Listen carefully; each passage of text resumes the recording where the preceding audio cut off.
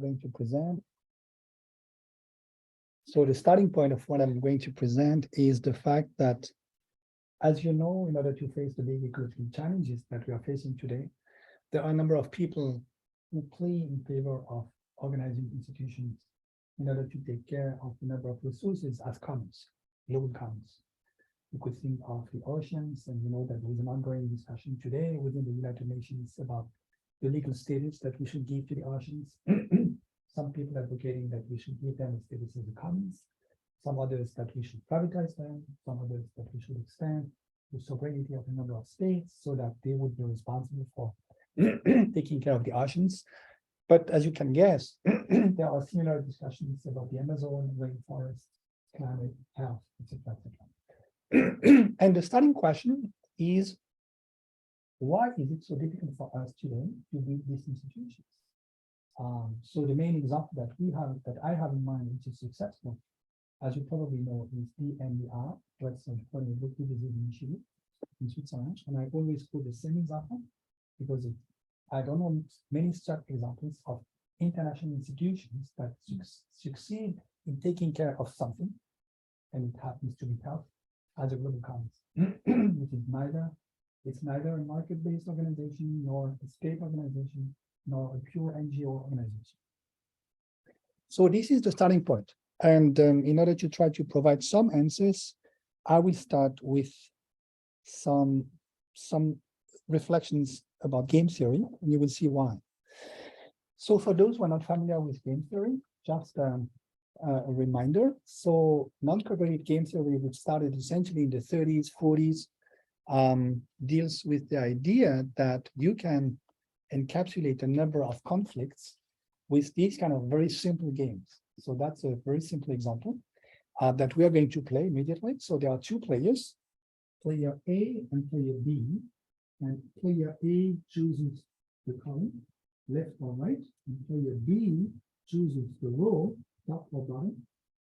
And if, for instance, let's assume that A and B coordinate in playing LT, then player, let's say A will get 1, or sorry, not player B will get 1, and player A will get -1. Is that okay? So suppose that Loïc, you play with Miss Hannah. Miss Hannah, you are player A, and Loïc, you are player B. So what do you want to do? Of course, you want to increase your payout. And we cannot cooperate. You can talk if you want. We can't collaborate because if one uses the other one, right?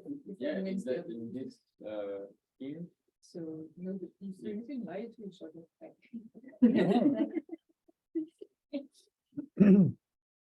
But so what you see, suppose that you agree to play LT. So then the way to get 1 and Miss Hannah will get -1. Yeah. Not good. So Miss Hannah will think, well, I should rather play capital R, right? Because then I will get 1. If he keeps playing T. But then knowing this, because Loïc is not stupid, he will think, oh, Miss Hannah will be tempted to play R. And if she plays R, I should not play T because I will get -1. So what I should play is bottom, then I will get 1. If you play R. But then knowing this yourself, thinking, oh, he might play B. If he plays B, then I should rather play capital L. Yeah, because then Miss Hannah, I get 1 instead of -1. But if then Miss Hannah plays down. Yeah, it's better if you say those. Yeah. Okay. And maybe show it with your. Oh yeah. So I was here, and so if Miss Hannah plays capital L here, then Loïc will think I should play top in order to get 1 here instead of -1. And it's forever. And it's forever. So there is no simple solution to this game, which was a very old enigma already in the 17th century. There is a famous knight who asked this question to Pascal, you know, the French philosopher, and he gave up. He said, I don't know what you play with this game. So the answer, one answer has been given in the 50s by John Nash, who was a mathematician originally from Princeton. And he said, well, actually what people should do is toss a coin before playing. And a balanced toss, a balanced coin, so that with probability 1/2, let's say, Loïc would play top, and with probability 1/2, he would play bottom. And the same for Miskana with left and right. If you do this, then on average you get 0, but you cannot do better than that. You see? So that's what is called a Nash equilibrium, in the sense that if you agree to play this, nobody has an incentive not to play the equilibrium strategy. And the equilibrium strategy might be stochastic, might be random. Why do you need randomness? If you think in terms of mathematical terms, because randomness gives you convexity. Convexity is something which makes it easy to have a fixed point. A fixed point proves the existence of an equilibrium. So that's the basic idea of John Nash. Is that okay for everybody? So then, well, I would skip the math here. Then another example, very simple, to a certain extent simpler, but actually deeper, which is this game. So suppose you both play Vizcana and Loic. Obviously, what would you play? Yeah, top left. No, you both have 2. But suppose that you have played this game 1 million times in the past, and each time you both have played 1-1. And now, next tomorrow morning, you have to play again. And you know, Vizcana knows that so far you have played 1 million times, and as stupid as it might be, you both play 1-1. And so if Vizcana tries to play left with the hope of getting 2, when you keep playing the same strategy as earlier, Vizcana will get 0, which is very risky. You see? So actually, if you think about it, 2-2 and 1-1 are both Nash equilibrium, not just 2-2. Okay? Now, if you think in terms of welfare, so there is a very easy concept which goes back to the early 20th century from an Italian sociologist, actually, Wilfredo Pareto. He says, well, we should try to reach some agreement in our conflicts in such a way that nobody can improve the situation strictly for himself or herself without hurting anybody else. So you can think of the situation in James' family on Sunday for lunch. Oh, so yeah, sorry. Thank you. I can put it like That's that. Sunday. Okay, good, good. Will... Yeah, sure. So Sunday, sorry, Jenny has cooked some pie for the kids. Yes. We would cook some pie. We haven't cooked the pie. It's a problem. You have kids so far. So if you have kids, I bought a pie. So let us, I mean, it's a hypothesis. Let's assume that one day Jamie will cook a pie for the kids, and then they have to share the pie. And suppose that Jamie came with an idea to share the pie, but one of the kids says, "Oh, I have a better idea. If we were to share the pie in this way, nobody will do this, and I will strictly do this." Okay? Then this means that the first sharing rule was not Pareto optimal. Okay. So now, according to you, which outputs here are Pareto optimal?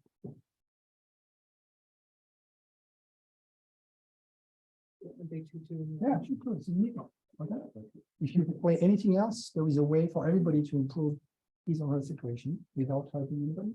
So the unique Pareto optimal solution is 2-2, but there are Nash equilibria which are not Pareto optimal. And now, if you think in terms of the whole, question of the individual hands, since the 20th century, the idea that endogenous confrontation or conflict of interest should lead by some emergent phenomenon to a situation which is probably Pareto optimal, then this is not the case if you trust what game theory is telling you. So the starting point of game theory actually is a big paradox, which is that many people in the 30 schools, including people like John von Neumann, Oscar Morgenstern, they wanted to prove that something like the infinite hand exists, and they ended up with exactly the opposite conclusion. There are Nash equilibria which are definitely not Pareto optimal. And then this leads to a big question, which is how to get rid of these stupid Nash equilibria. So there is a huge literature on this. I think one of the most interesting one has been written by Stefano De Michelis, who talked to us last year. I don't know whether you remember, an Italian mathematician, good friend, a fantastic guy, who showed that if you allow people to talk together in a very precise mathematically defined way, then they have no reason not to coordinate on 2-2. And then this means that you are no longer considering stupid ants which play, like automata some stupid game, but human beings who talk to them, or at least sentient animals who talk to them. So yeah. Then the next point is that just very quickly, so far we have seen only what we call normal form games, but there are also extensive form games. So again, this is a game with two players, player one, player two, but now there is a time schedule. Player one plays first, he chooses or she chooses either F or U, and then player two, knowing the decision taken by player one, will play. And player two has the choice between A and R in each stage, each case. Okay. So the question is, what would you do? What would you play if you were player one or player two? So let's do it together. If you are player two and you are here, obviously you should play A because you will get 5 instead of 0. Okay. If you are here and you're still player two, you still would play A because then you would play 2 instead of 0. Yes. So in each case, you will play A. So now player one knows that whatever he does or she does, when here or here, his or her opponent will play A. So if he plays F, he will get 5. If he plays U, he will get 8. So he should play U. Okay? So this is, but there are Nash equilibria which are not just UA. You can try to find them. And so this is a refinement of the Nash equilibrium concept, which is a little bit narrower, which is called sub-imperfection, sub-imperfect Nash equilibrium. Okay? Does this make sense? So then there are more complicated games like this one. You can check this game. We're not going to do it now. You can check the sub-imperfect equilibria of this game, which is called the centipede game. You will see it's completely not obvious because 3-3 is at the end. So you would think, well, if they're not stupid, they should play 3-3. So I let you guess whether they really play 3-3 if they play a sub-imperfect Nash equilibrium. And now here another game which is even more interesting, because here player one has 3 options. If he or she plays O, then that's the end of the game, 2-2. But if he or she plays either C or D, then player two doesn't know where he or she is, whether player one plays C or D. It's like in a game with cards. You don't see the cards of your opponents, so you don't know what the opponent is doing. So you don't know whether you're here or whether you're here. Then you have to make decisions, not knowing where you are. Then player one has to anticipate what you are going to do, not knowing where you are. Okay. And so this is called, I don't have time to enter into all this forward induction, because then player two has to think, oh, if player one played here, in C or D, because player two knows this, because player two has to play. Because if player one had played O, player two would not even be asked to play. So suppose that player two is asked to play, so then he or she knows that player one didn't play O. But if he or she didn't play O, this means that he or she wants to get something more than 2. Because otherwise, when O would deliver 2, no matter what. But what is the way for 1 to get more than 2? Then it's either 3 here or 4 here. Then this means that player 1 anticipates that player 2, if he or she is asked to play, will play C in both cases. So you see, that's the reverse induction from what we did earlier. So subgame perfection is backward induction. And here we are thinking forward by forward induction. Okay. So when you mix both, you try to reduce the set of Nash equilibria because yeah, I did not emphasize this here, but there is another big problem here, which is that you have plenty of equilibria. So you have this one, which is good, you have this one, which is stupid, and you also have a continuum of equilibria where you mix both. So you have billions of equilibria, which doesn't make sense. You should have a unique equilibrium. So the big hope for decades has been, can we refine the concept of Nash equilibrium in such a way that we make sure that rational people, no matter what rationality means, would coordinate in the right outcome. Okay, and so the end of the story has been given at the end of the 80s by Jean-François Bertens with the concept of stable equilibria, which is the most the narrower concept that you can think of. But he proved also that it's impossible to get a definition which leads to a singleton for every finite game. So you must have indeterminacy. In other words, this problem cannot be overcome. The indeterminacy problem. So it's not, it's not quantum mechanics, which tells you there is some certainty principle. You never know both the position and the velocity of a particle.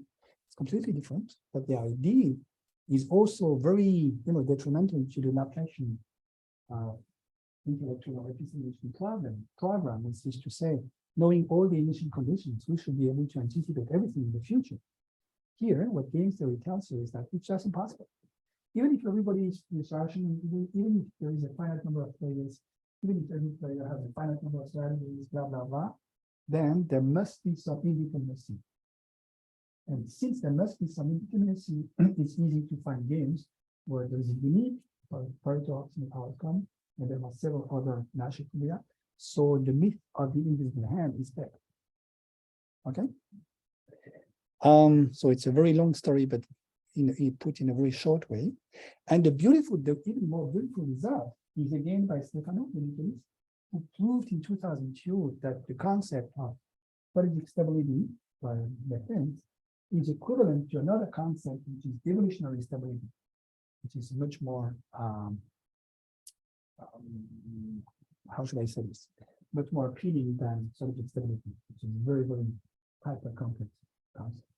So actually, it's very simple to play an evolutionary stable equilibrium, but again, you have the same problems. There's no way to get some Pareto optimality. There is no way to get rid of indeterminacy. Okay. So, and then now, of course, the very famous President's dilemma. So that's another example of a game, 2 players, 2 strategies by player for each player, very simple. So the story goes as follows. You have 2 people who have been caught by the police, and the police suspect that they have done something very wrong. Like some lawyers, when they break the law, they really break it bad. Well, they have done something very wrong, but they have no proof. And the 2 prisoners are taking different jails, and they cannot communicate. They don't have cell phones, nothing. And so if they cooperate with each other, well, they don't denounce each other. So they would be set free because you have the proof. And quite on the contrary, let's say if player A does not denounce player B, but player B denounces player A, then player A will be convicted with -1, and player B will be rewarded for having cooperated with the police. And if both denounce each other, then they will be rewarded for -1, but they just get 0. Okay. So now if you have to play this game, and you see it's a completely symmetric game, so A and B do exactly the same thing, what would you do? Yeah, you would cooperate. You would play 3-3, I guess, no? Yeah, but now if you think in terms of, suppose I'm B, and I know you're going to play L, right? Because I know you're a good guy, you want to cooperate. But I'm very nasty. Working with lawyers all the time, I try to learn how it works, And then of course I would say, hey, look, if I play B, I will get 4. So she's so kind. She will play L. She will play, yeah, But me being so nasty, I will play B, and I will get 4. You will get -1, but you cannot have an omelet without taking X. That's normal. But then thinking about this, because you know that I'm very nasty, you will think, hey, if I promise to play L, please bastard, B. What should I play? I should play R. At least you get 0 instead of -1. And then if I think about it, I think, wow, she's not stupid. So she knows that I'm a bastard guy. So she will play R instead of playing L, as she promised. And then we both get 0. And if she plays R, what should I play? Well, I should play B as I promised, or as I wanted to do, because if I don't play B, then I get -1. So 0-0 is the unique Nash equilibrium of this game. It's even done strategy. Okay. So it means that to denounce a label is a Nash equilibrium in this game. What are the Pareto optimal outcomes of this game? Remember, a Pareto optimum is a situation where nobody can improve his or her own situation without evaluating the situation of someone else again. Well, the answer is that the three other outcomes are Pareto optimal. Not just 3, but also 4-1, because no matter what, if someone gets 4, every alternative is detrimental to player B here. And the same here. So -1, 4 is the Pareto optimum, 4-1 is the Pareto optimum, 3, 2 is the Pareto. And so the unique Nash equilibrium is the unique non-Pareto optimum solution. No? So this was known already in the 40s, 50s.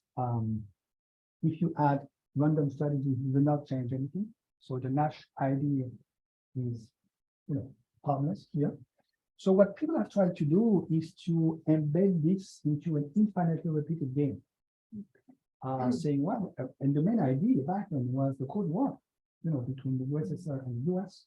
So one player would be the US, another player would be the USSR, and non-cooperating would mean a nuclear war.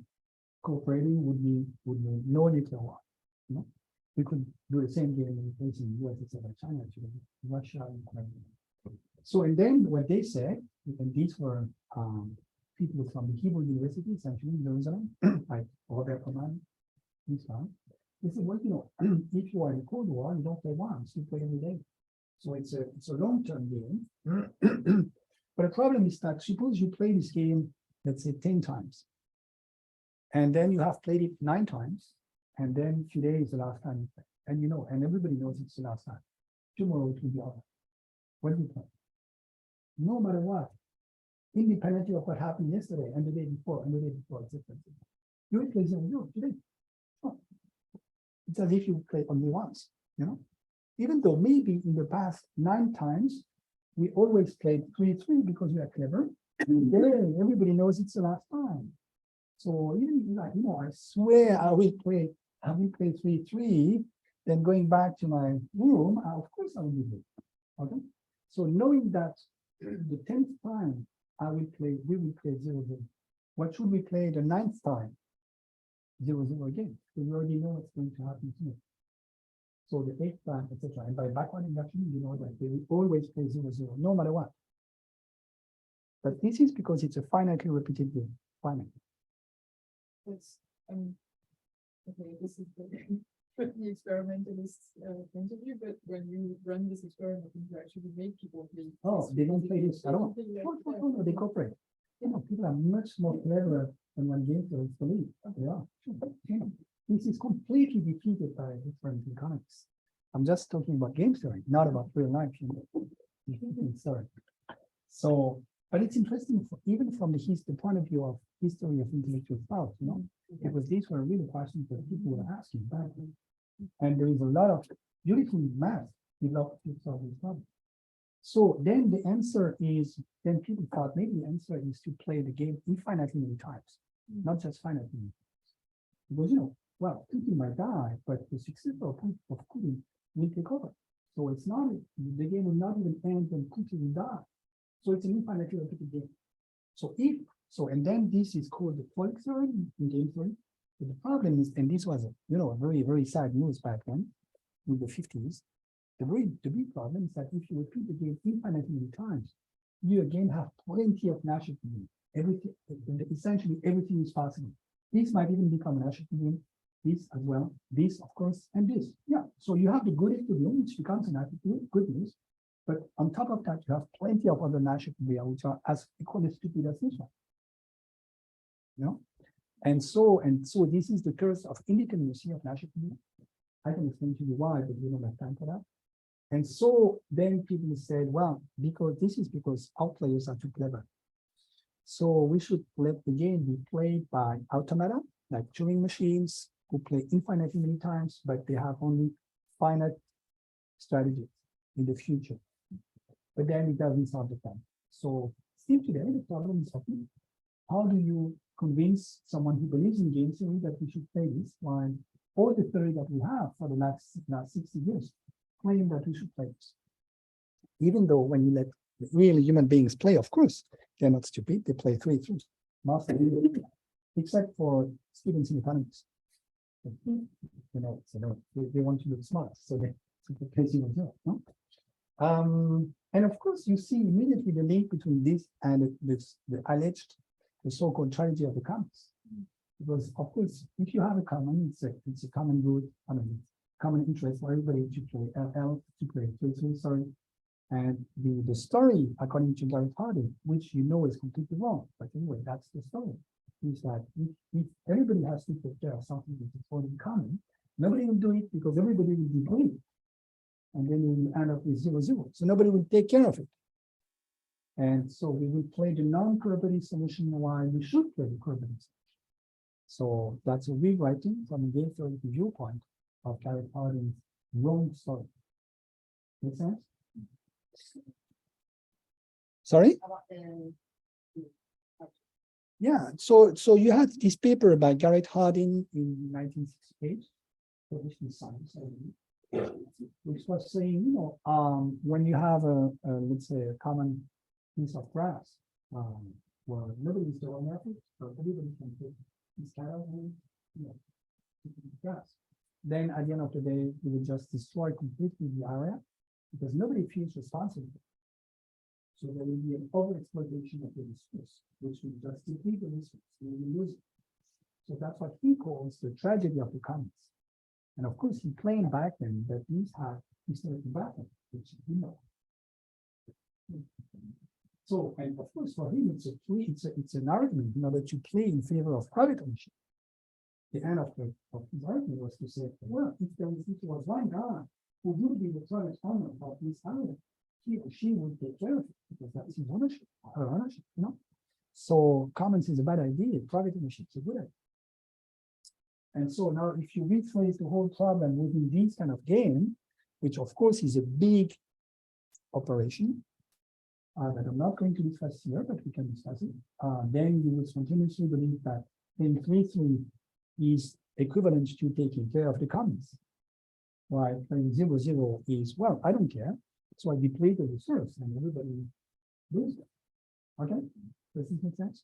So it seems that the kind of doxa that Gareth Harding was putting forward in 1968 has been in synchrony, let's say, with what game theorists would believe, but completely contradicts what we observe experimentally and what we have also observed from a historical viewpoint.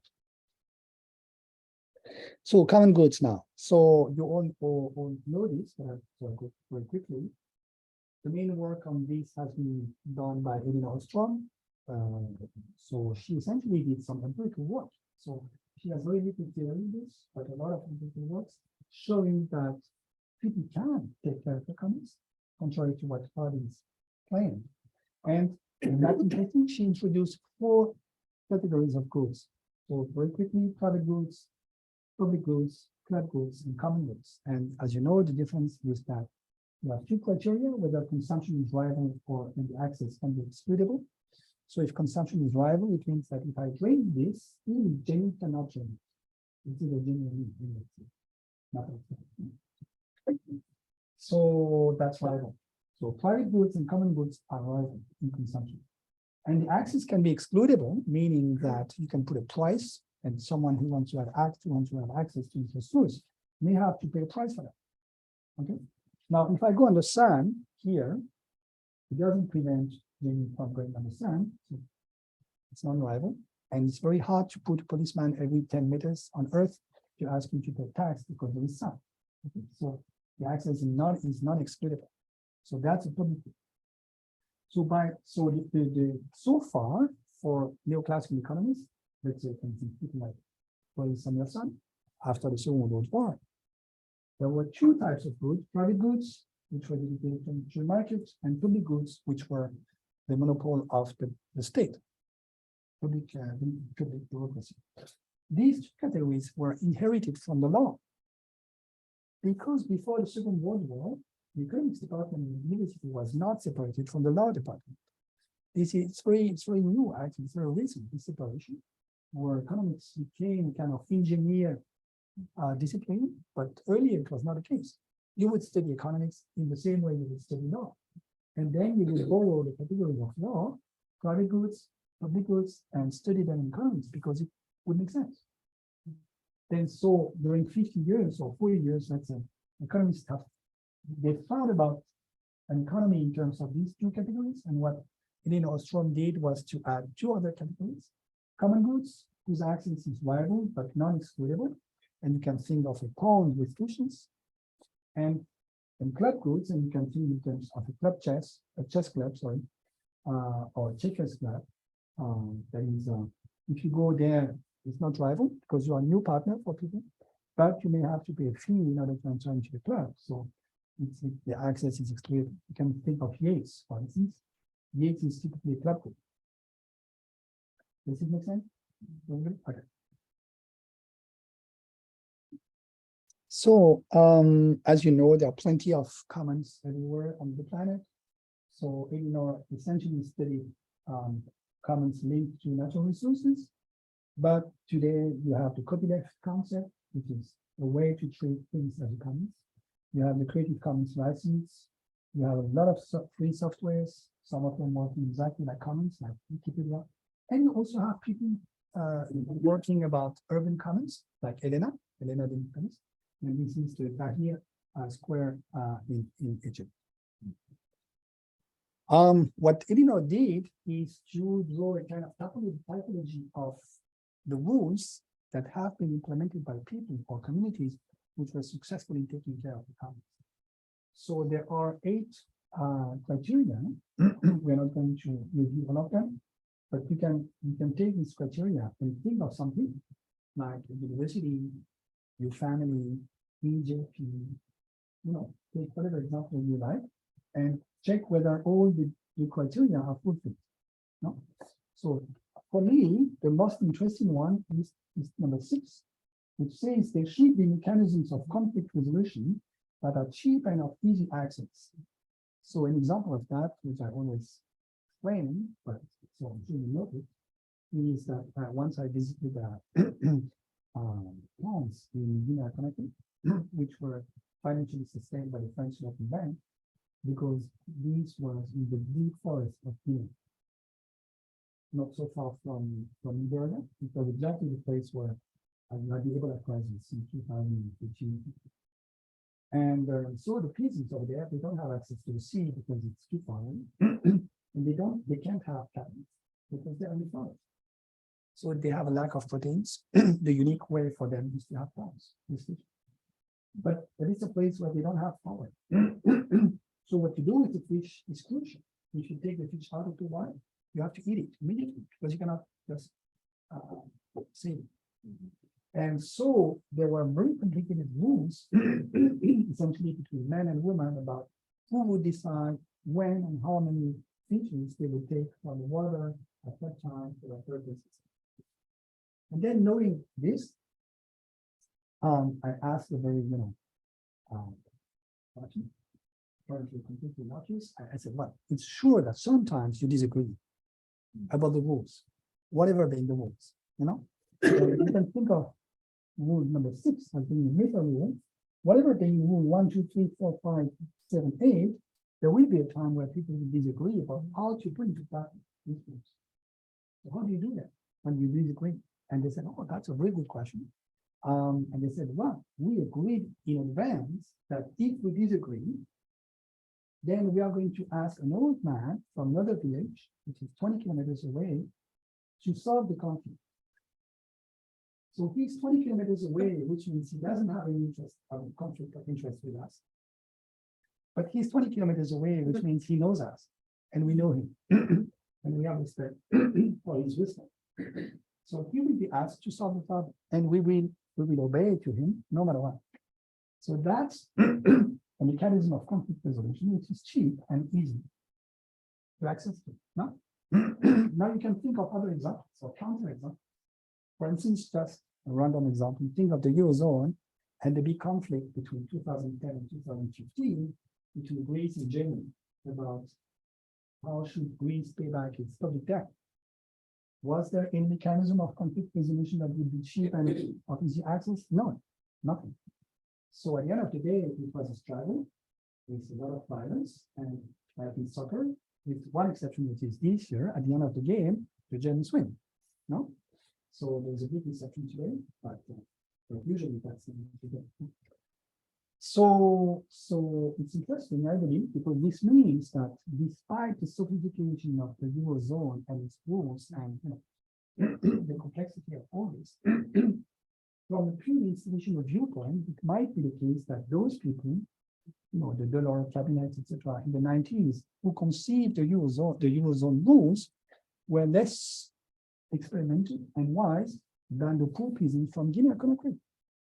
We know that sooner or later there will be a conflict of interpretation of the way you should be in the rules. And so we should have a middle. Does this make sense? Yes? It's when you say that cheap, it's to say affordable. Yeah, for everybody. For those who complain, for those who disagree, etc. Yeah, and it's going to be trust-based. So you have to trust. Right? Oh, And whatever so the yeah, they have to agree with the meta rules in advance. Because if you have to decide how to solve the conflict in the middle of the crisis, that's very hard. yeah, because when they you're- bring a person from Yeah. 20 kilometers away, Yeah. they're placing their trust in that Oh, person, yes, whatever. sure. Sure. But you need this kind of device, no? Yeah. Who always needs meta set of rules to protect Sure. So there is a risk, of course, of an infinite regression of rules, because then suppose that people disagree about the way, suppose there are two people we can rely on in order to solve the conflict. I don't know, Mr. X in this village and Mrs. Y in the other village. And then you have to solve the conflict and people disagree. Should we talk to Mr. X or Mrs. Y? Then you would need a third, a meta rule, no? In order to solve this other problem. So of course you have a risk of infinite regression, but we are human beings, so usually we have a finite number of steps in order to solve our conflicts. So is that okay? Yeah. It's interesting. So, Guy, in your so this might work at the grassroots level, at the local level. So, this the common and the common principle is to promote, like, to have small pockets at the grassroots level. But then when you bring it to the global level, just like as you mentioned, is this climate change negotiation. Yeah. It might work at the grassroots level because in Ethiopia also we have this practice. But then how does this work? Because we're trying to promote. I agree. It's a big question and nobody has an answer to this. So DNDI, so we are working with the United States on DNDI as one of the few examples of an institution which treats global commons, which is held as a commons. And so we try to figure out whether the 8 rules are satisfied, and especially what plays the role of this the device in the 6. And it's not completely clear. We have to do further. But these are very abstract rules. I would be surprised if one day we succeed in building institutions that take care of climate or oceans or whatever as commons, that they will not fulfill this. And actually, there are a lot of international situations where you have this. Think, for instance, of the bilateral business agreements between countries, like TAFTA and NAFTA, etc. There are rules which say, well, if a country and investor disagree on something, for instance, a country wants to implement a law which is not in favor of one investor, and the investor complains because he has to pay a lot of money in this country, and we lose a lot of money because of this new law, then there should be an international trial which is asked to solve the problem. My main concern is that there is a big conflict of interest because the trial usually is paid by the company. So which is a big problem. So it's as if you would, you would know that the guy 20 kilometers away belongs to the family of someone inside the village. And then he buys. But these are problems that we can, deal with, think about, solve, at least partially. Okay. Oh, no, it's impossible. So give me some more. Give me some more. It's really Now, interesting. now, John Romer, who is a guy from Yale University, has introduced a new type of equilibrium, which is much more interesting than the magic, which he calls the Kantian equilibrium. So the Kantian equilibrium is the idea that if you are, let's say, at a theater, and if you have someone who is like 6'6" in front of you, you don't see anything in the screen, you don't stand up. You see, above the shoulders of Jennifer, Why? Because you know that if you start to stand up, then maybe someone else will stand up as well. Everybody will stand up, and you will be exactly in the same situation, except that you will stand up instead of sitting in your chair, no? So you suffer in silence. The same way in a train, unlike this woman here, in many trains today, you are asked not to talk, loudly with your cell phone. If you want to talk with the platform, which is dedicated to that. No, why? Because you know that if everybody does the same, then you won't be able to listen to your partner, because it will be a chaos in the train. No. So in this reasoning, there is the idea that if I deviate from the equilibrium strategy, I should not assume that others will always keep the equilibrium strategy, but I should take into account that if I can deviate, they could also be in the same way I'm deviating. Does this make sense? So the counterfactor is different. In a Nash equilibrium, the counterfactor is when I deviate unilaterally, while I suppose my opponents keep playing the equilibrium strategy, and then I will check whether deviation is profitable or not. In a tension equilibrium, I deviate, but I take into account the fact that my opponents might deviate in the same way, and then I check whether my deviation is profitable or not. Make sense? So it's a different way to understand rationality. And it happens that if you take the prisoner's dilemma, so this is another version of the prisoner's dilemma, slightly different, but you can multiply everything by 3 and you go back to the other. So 1, 1, 0, 0, so that's the correlative solution, that's a non-correlative solution. And here you just put numbers. And then the result is that if A plus D is sufficiently small, then 1, 1 corporation is the unique tension equilibrium. Why? If you go back to the easier prisoner's dilemma here, suppose we agreed to play 3-3, and then I think, well, Kantian asked me, I would love to play B instead of top, but then I would get 4. But then I think, because I'm a Kantian guy, not just a Nash equilibrium player, what if I can do this? My opponent can do the same. But if the opponent does the same, we end up with 0-0 instead of 3-3. So I have no incentive to deviate if I take into account the fact that the others might be as well. A very simple example. Those people who don't pay their taxes, evade taxes. If everybody evades taxes, there is no public sector. If there is no public sector, that's the end of the country. So people who evade taxes, they don't play a tension equilibrium. They typically play a Nash equilibrium, believing, well, I evade taxes, but I hope that nobody else will do it, or just a small minority of people, so that we can keep everything else untouched. That's free riding, yeah, but free riding in a very artistic way, where you assume that you are the unique one to deviate, while in the tension equilibrium, you take into account that the others might deviate as well, okay?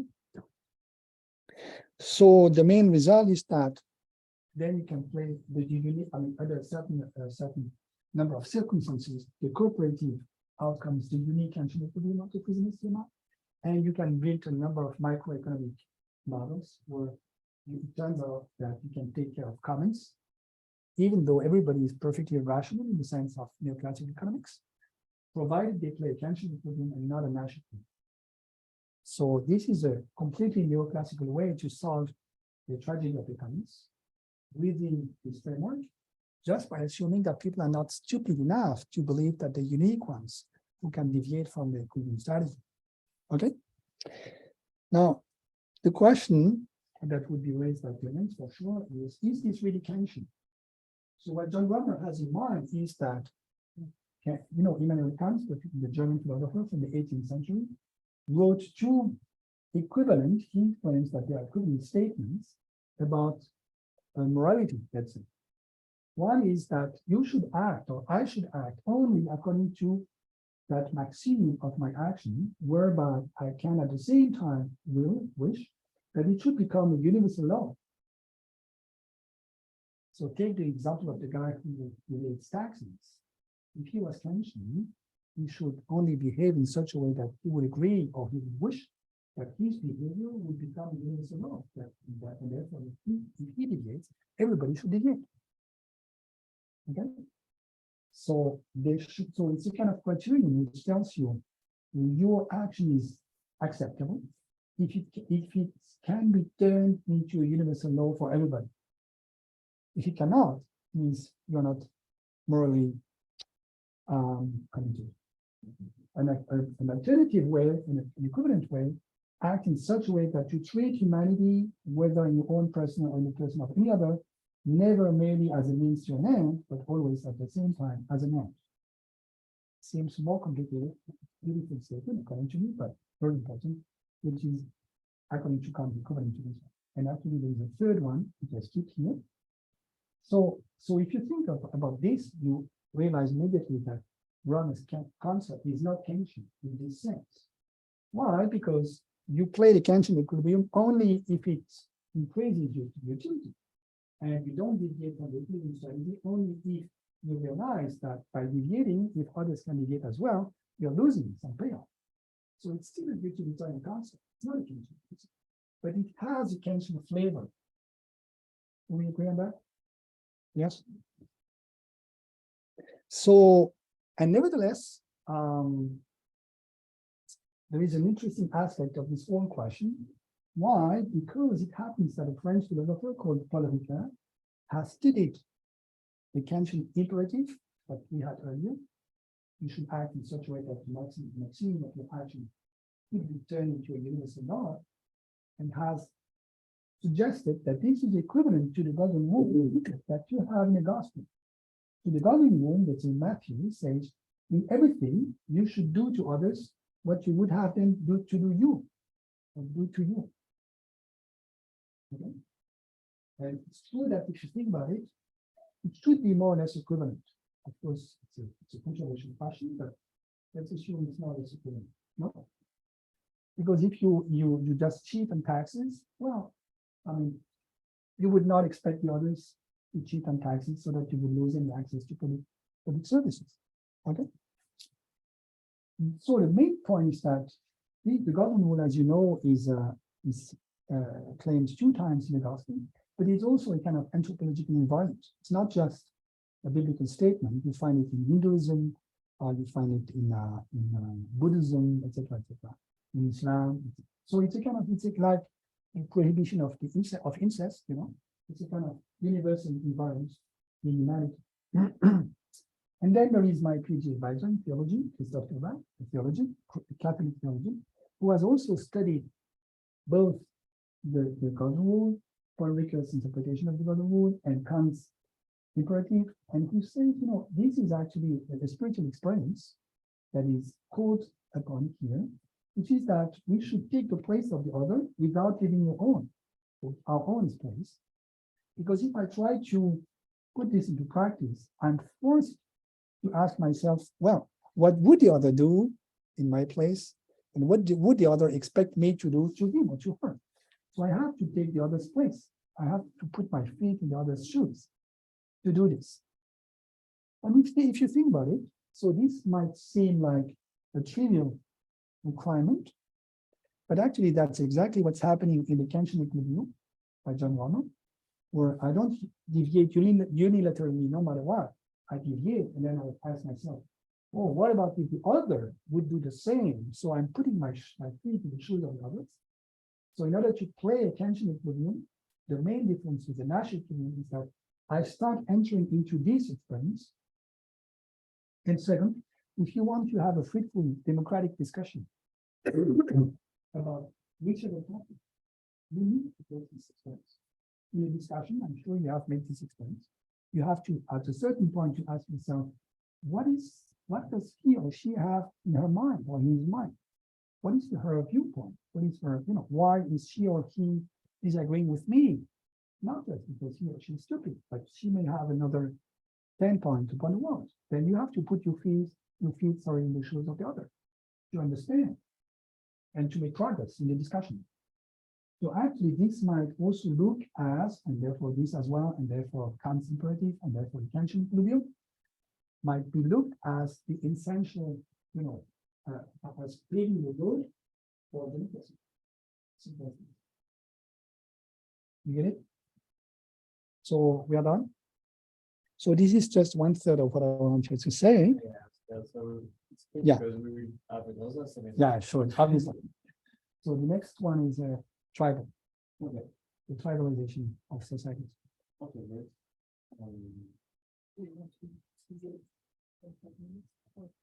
Or maybe you have questions. Maybe people online have questions. People online have some, we can ask, otherwise, we can, want to know.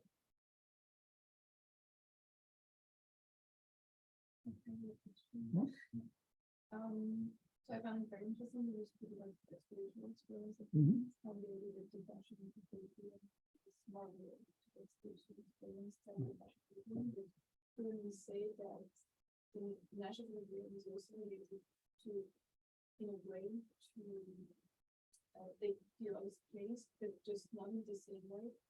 What I mean is that in the national dream, you also think about what the other guy has in mind, but you think of what motivates him to act in such a way. Whereas in the Kantian opinion, you rather think of how the other one will be affected by how you play, and Not just this.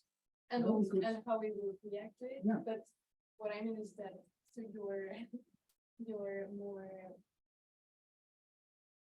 the angle with the viewpoint which you are thinking of the other and about what is thinking is different, but you still are somehow thinking that in the perfect way, but you're still thinking that what the other as an acting. Yeah, you can claim that, but honestly, it's a very simplistic way to think of it. What I mean is that maybe more than just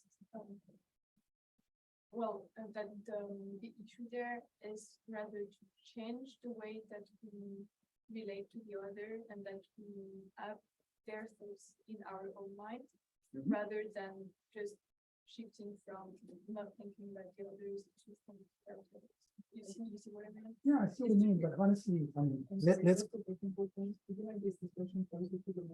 So let me, I can rephrase the question. I can do it. Wait a minute. Let's go back to the prisoner's dilemma. So what Clemens is saying is that even in the national view, everything was as if the guy who is, so let's suppose we agree to play 3-3, and then I consider deviating from this and playing B in order to get through instead of -2. If I play national view, I will not take into account the fact that the other player might do the same or might react to my deviation, etc. So what you say, Clemens, is that even in this case, I'm still thinking about the other, but in a different way from the Kantian way where I think, well, he or she might do the same. Which is true, but you could also say, I'm just not thinking at all about the other. I just take as granted the fact that the other promised to play 3-3, and that's it. So I don't, so it's, in terms of rationality, I don't take into account the fact that he or she might think about leaving, he or she might be late. So for instance, one answer to this would be if you think in terms of epistemic conditions. I don't know whether you know the research on the epistemic conditions for natural behavior. Then with the Kantian, it would mean you are one level above in terms of mutual knowledge of action, while international community is just one level below. That's why I mean it's still it's one level under, but it's still. Well, this is the neoclassical understanding of this, which is to say, well, it's everything boils down to levels of rationality, which I believe is again very simplistic. But for instance, if you look at the the beautiful paper by Stefano, where he shows that talking together helps solve this kind of problem. Then again, if you talk to people, you start considering that people I was talking to all these. You can also, of course, you can frame that someone who behaves in a completely artistic way, still has an understanding that there is a world and thinks about the world, but in such a way that doesn't matter because it doesn't take into account the reaction of the world. No? Yeah.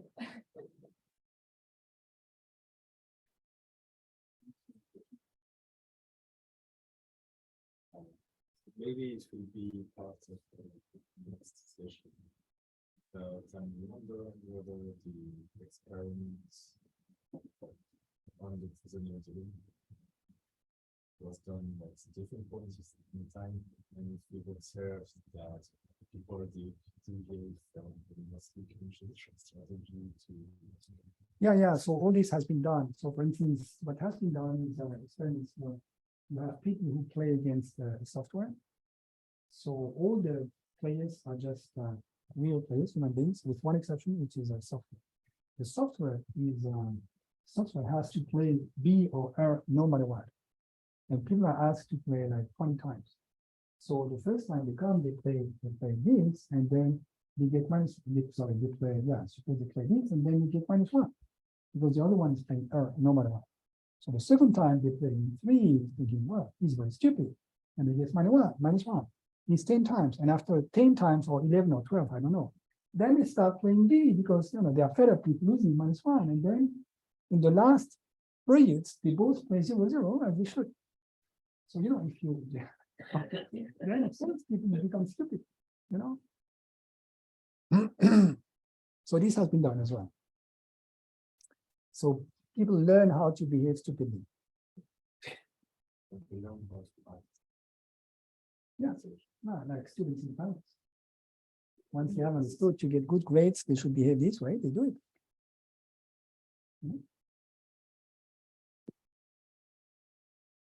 Other questions?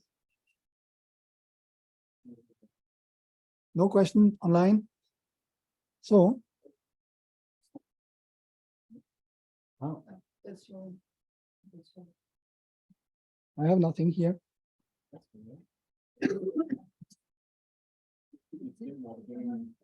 think somebody else somewhere else tried to connect to that. Oh. Because you can do that just It's just one of those. yeah. It's just us. Yeah. So you don't have questions over there? Okay. No. So we'll have the story next time. Yeah, we'll schedule the next part. Okay. Yeah. Good. Thank you. Welcome. Very much.